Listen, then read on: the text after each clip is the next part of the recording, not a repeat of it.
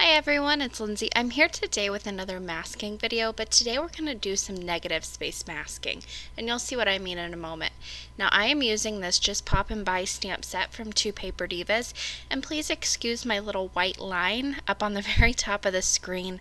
My shelf got in the way of my filming, so I scooted my camera back just a little bit too far this time, so please excuse that. But I'm using the big refrigerator stamp from this stamp set. I'm inking it up with some Simon Says Stamp black dye ink and stamping it down onto a white cardstock panel randomly. And this panel measures 4 inches by 5¼ inches. Now on that very top stamp, I did mess up just a little bit, but I didn't want to throw out the entire panel, so I'm just going to use a micron pen to quickly fill in the area that kind of got misstamped a little bit here. So try to save your cards before you throw them out. Now I also stamped this on a very large sheet of white cardstock that it was a square, and then I used my craft knife to carefully trim this out. And instead of the refrigerator being my mask, this negative space that I have left over is actually going to be my mask, and I'm going to use it to mask off all the surrounding area so I can color in these fridges with my distress ink.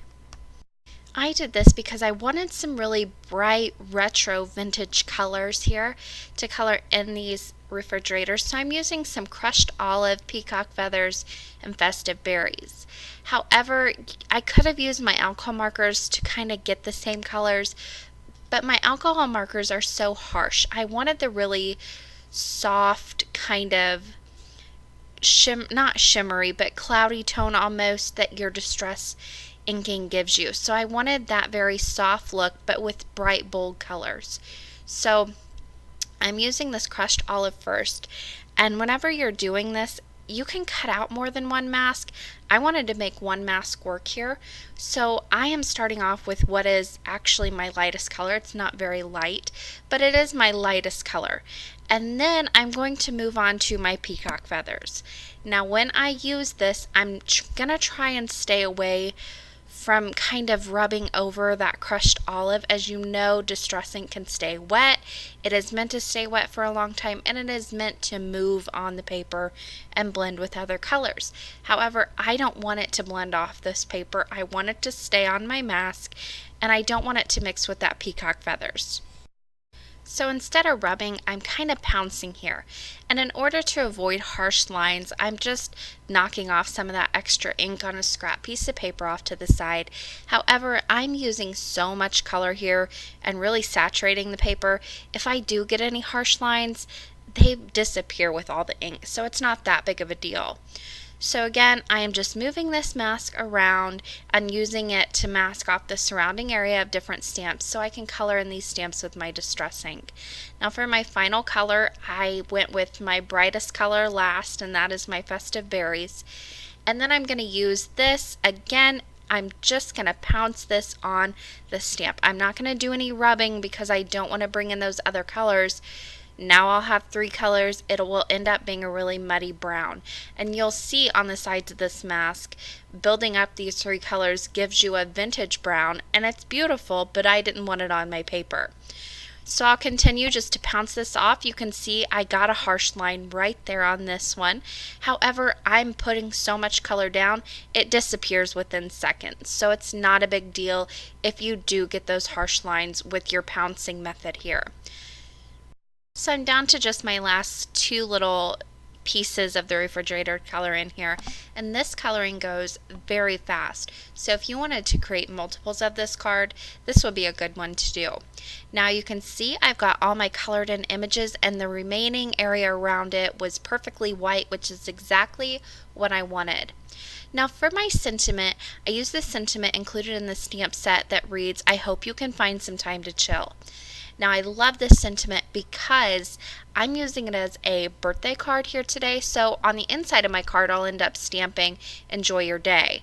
However, this could be a get well card, this could be a hello card, this could be, any card you really needed it for. That's why I love this sentiment. It has just the right amount of ambiguity that it will fit numerous occasions. Now I stamped that onto a black banner from black cardstock that I made myself, stamped it in Versamark ink, and heat embossed that in white. Now I also cut 3 other banners that I made from vellum, black glitter cardstock, and then a green that matched my crushed olive that I had in my scraps. I'm adhering these down, just layering them up, and I'm using double-sided adhesive to do this. Now whenever I flip this over, then I can just use my long blade scissors to cut all these flush with the side of my panel here. And that allows me just to layer these up however I want to, and I don't have to have them any specific length at first. Now you can also color these images in to fit your style as well. So I did a very retro themed card here. You could do these in different colors and make it a more vintage feel card. You could do a more kid-centered card and create them very bright rainbow ordered colors too. It really is up to you, whatever style of card that you like to make, this will fit into that. So to adhere this onto an A2 top folding card base, I just put some white fun foam on the back and use double-sided adhesive, and then I'll pop this on that card base. Now, like I said before, I decided to go with the birthday card, so I stamped Enjoy Your Day from the Banners No. 3 stamp set from 2 Paper Divas right on the inside, and that finished off my card for today. I hope you all enjoyed this tutorial, and I hope you'll give it a try as well. As always, I will leave you guys with just a few pictures.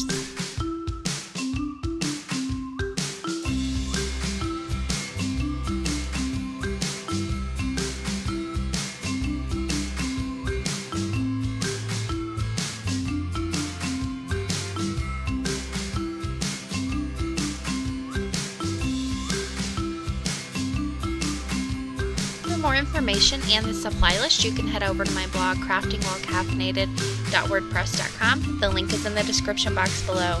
Thanks so much for watching today, and happy crafting!